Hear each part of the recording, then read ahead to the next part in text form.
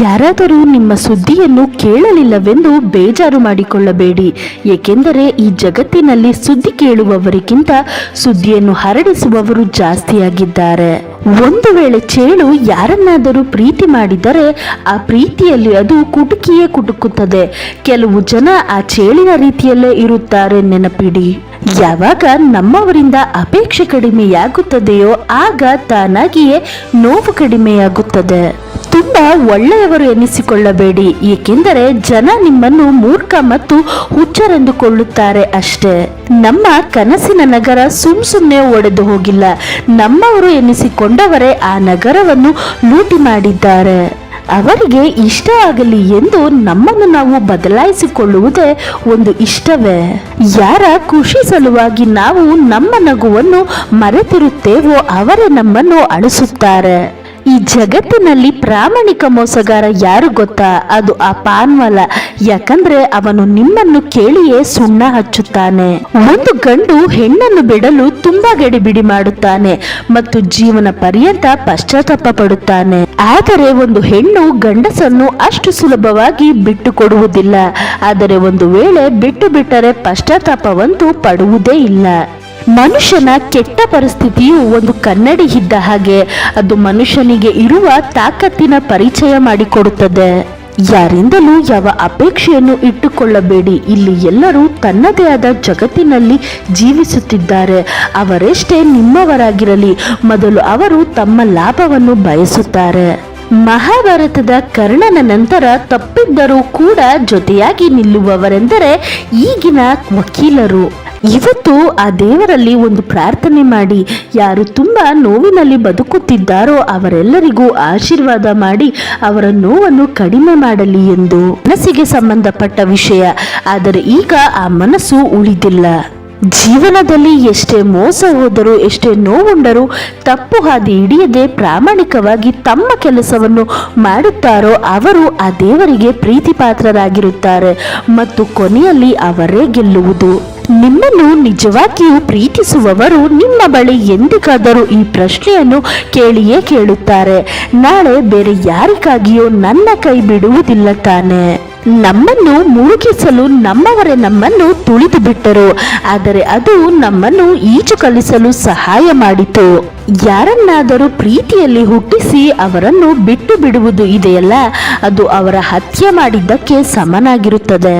ಯಾರು ಸತ್ಯವನ್ನು ಮಾತನಾಡುತ್ತಾರೋ, ಕ್ಷಮತೆಯನ್ನು ಹೊಂದಿರುತ್ತಾರೋ ಅವರು ಸಾಮಾನ್ಯವಾಗಿ ದ್ವೇಷವನ್ನು ಸಂಪಾದಿಸುತ್ತಾರೆ. ನಿಮ್ಮನ್ನು ನೀವು ದುಃಖಿತರನ್ನಾಗಿಸಿ ಅಥವಾ ಬಲಾಢ್ಯರನ್ನಾಗಿಸಿ, ಆದರೆ ಎರಡರಲ್ಲೂ ಸಮಾನವಾಗಿ ಕಷ್ಟಪಡಬೇಕಾಗುತ್ತದೆ. ಈಗ ನಿಮ್ಮ ಇಷ್ಟ ದುಃಖಿತರಾಗಬೇಕೋ ಅಥವಾ ಬಲಾಢ್ಯರಾಗಬೇಕೋ? ನಮ್ಮವರಿಗಾಗಿ ಬದುಕಬೇಕಾದರೆ ತುಂಬಾ ದುಬಾರಿ ಬೆಲೆ ತೆರಬೇಕಾಗುತ್ತದೆ. ವಯಸ್ಸು ಖರ್ಚಾಗುತ್ತೆ ಮತ್ತು ಕೈಗೂ ಏನೂ ಸಿಗುವುದಿಲ್ಲ. ಜಗತ್ತಿಗೆ ಬಂದಿದ್ದೇವೆ ಅಂದರೆ ಬದುಕುವ ಕಲೆಯನ್ನು ಕಲಿತುಕೊಳ್ಳಬೇಕು. ಶತ್ರುಗಳಿಂದ ಅಷ್ಟೊಂದು ತೊಂದರೆ ಇಲ್ಲದೆ ಇರಬಹುದು, ಆದರೆ ನಮ್ಮವರು ಎನ್ನಿಸಿಕೊಂಡವರ ಮೇಲೆ ಒಂದು ಕಣ್ಣು ಇಟ್ಟಿರಬೇಕು. ಎಲ್ಲಿ ಗೌರವ ಮತ್ತು ಸಮಯವನ್ನು ಕೇಳಿ ಪಡೆಯಬೇಕಾಗುತ್ತದೆಯೋ ಅಂತಹ ಸಂಬಂಧದಲ್ಲಿರುವುದು ಸ್ವಲ್ಪವೂ ಒಳ್ಳೆಯದಲ್ಲ. ಈಗಿನ ಕಾಲದಲ್ಲಿ ವಿಷವು ಕೂಡ ಅಷ್ಟು ವಿಷವಾಗಿರುವುದಿಲ್ಲ. ಜನ ಇನ್ನೊಬ್ಬರ ಬಗ್ಗೆ ಅಷ್ಟು ವಿಷವನ್ನು ಮನಸ್ಸಿನಲ್ಲೇ ಇಟ್ಟುಕೊಂಡಿರುತ್ತಾರೆ. ಎಲ್ಲಿಯಾದರೂ ಅಚಾನಕ್ಕಾಗಿ ಪ್ರೀತಿ ಮತ್ತು ಗೌರವ ಸಿಗುತ್ತಿದ್ದರೆ ಅಲ್ಲಿ ಸ್ವಲ್ಪ ಹುಷಾರಾಗಿರಿ. ಜನರಿಗೆ ಅಧಿಕಾರ ತೋರಿಸುವಷ್ಟೇ ಗೊತ್ತು, ಆದರೆ ಸಂಬಂಧ ನಿಭಾಯಿಸುವುದು ಗೊತ್ತಿರುವುದಿಲ್ಲ. ಕೆಲವು ದುಃಖಗಳು ಹೇಗಿರುತ್ತವೆ ಎಂದರೆ ನಾವು ಸಹಿಸಿಕೊಳ್ಳುತ್ತಾ ಇರಬೇಕು. ಯಾರ ಮುಂದೆ ಹೇಳಲು ಸಾಧ್ಯವಾಗುವುದಿಲ್ಲ. ಜನ ನಿಜ ಹೇಳುತ್ತಾರೆ, ಪ್ರೀತಿಯನ್ನು ಪಡೆಯುವುದರಲ್ಲಿ ಕಷ್ಟವೇ ನಿಜ, ಆದರೆ ಪ್ರೀತಿಯನ್ನು ಮರೆಯುವುದರಲ್ಲಿ ತುಂಬಾ ಕಷ್ಟವಿದೆ. ಜನ ಹೇಳ್ತಾರೆ ಪ್ರೀತಿ ತುಂಬಾ ಯೋಚನೆ ಮಾಡಿ ಮಾಡಬೇಕು ಎಂದು, ಆದರೆ ಅವರಿಗೆ ಏನು ಗೊತ್ತು, ತುಂಬಾ ಯೋಚನೆ ಮಾಡಿ ಕುತಂತ್ರವನ್ನು ಮಾಡಲಾಗುತ್ತದೆ ಹೊರತು ಪ್ರೀತಿಯನ್ನಲ್ಲ. ಜೀವನವು ಎಷ್ಟು ಸಾಧಾರಣವಾಗಿರುತ್ತದೋ ಒತ್ತಡವು ಕೂಡ ಕಡಿಮೆ ಇರುತ್ತದೆ. ಸಮಯವು ಕಿವುಡ ಅಲ್ಲ, ಬರೀ ಮೌನವಾಗಿದೆ ಅಷ್ಟೇ. ಸಮಯ ಬಂದಾಗ ಯಾರಿಗೆ ಯಾರು ಎಂಬುದನ್ನು ಹೇಳಿಬಿಡುತ್ತೆ. ಯಾವ ವ್ಯಕ್ತಿ ನಿಮ್ಮ ಕೆಟ್ಟ ಪರಿಸ್ಥಿತಿಯಲ್ಲಿ ನಿಮ್ಮ ಜೊತೆ ಇರುವುದಿಲ್ಲವೋ ನಿಮ್ಮ ಒಳ್ಳೆಯ ಪರಿಸ್ಥಿತಿಯಲ್ಲಿ ನಿಮ್ಮ ಜೊತೆ ಇರಲು ಅವರಿಗೆ ಯಾವುದೇ ಅಧಿಕಾರವಿಲ್ಲ. ನೀವು ಒಮ್ಮೆ ಆದರೂ ಒಂಟಿಯಾಗಿರುವುದನ್ನು ಕಲಿತು ನೋಡಿ. ಯಾವುದು ಸತ್ಯ ಮತ್ತು ಯಾವುದು ಸುಳ್ಳು, ಯಾವುದು ಸರಿ, ಯಾವುದು ತಪ್ಪು ಮತ್ತು ಯಾರು ನಮ್ಮವರು ಯಾರು ಬೇರೆಯವರು ಎಂಬುದರ ಪರಿಚಯವಾಗಿ ಬಿಡುತ್ತೆ. ಜೀವನದಲ್ಲಿ ಪ್ರೀತಿ ಕಳೆದು ಹೋದರೆ ಮತ್ತೆ ಸಿಗಬಹುದು, ಆದರೆ ಪ್ರೀತಿಗಾಗಿ ಜೀವನ ಕಳೆದು ಹೋದರೆ ಆ ಸುಂದರವಾದ ಜೀವನ ಮತ್ತೆ ಸಿಗಲು ಸಾಧ್ಯವೇ ಇಲ್ಲ.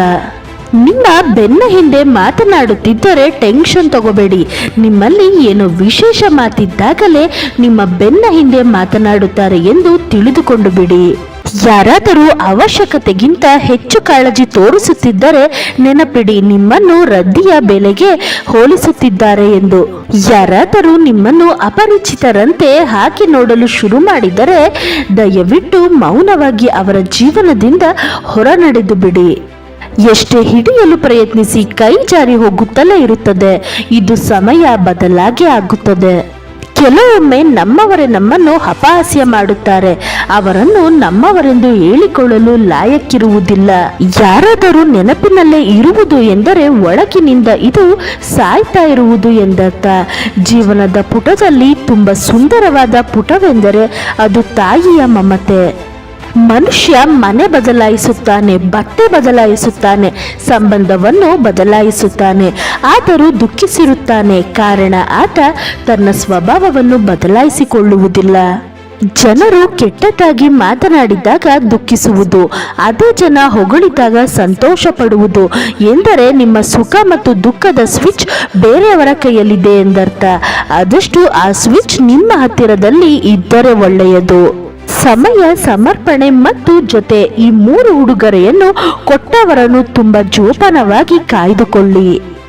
ಜೀವನದಲ್ಲಿ ಏನಾದರೂ ತಪ್ಪಾದರೆ ಕ್ಷಮಿಸಿ ಹೋಗಬೇಡಿ. ಹಾಲು ಒಡೆದ ಮೇಲೆ ಜನ ಹೆದರುತ್ತಾರೆ, ಏಕೆಂದರೆ ಅವರಿಗೆ ಪನ್ನೀರು ಮಾಡಿ ಬಳಸುವುದು ಎಂಬುದು ಗೊತ್ತಿರುವುದಿಲ್ಲ.